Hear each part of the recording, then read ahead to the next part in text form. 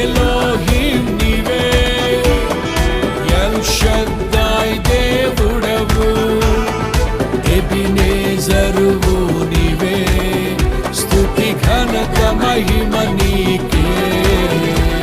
మహాఘనుడా యెహోవా, మనోహరుడా యేసయ్యా, ప్రభు ప్రేమ నాలో నింపుటకే దిగి వచ్చినావు మహిమాత్ముడా. త్రిత్వమై జీవించువాడవు, కీర్తించి మహిమ పరతును, స్తుతించి ఆరాధింతును.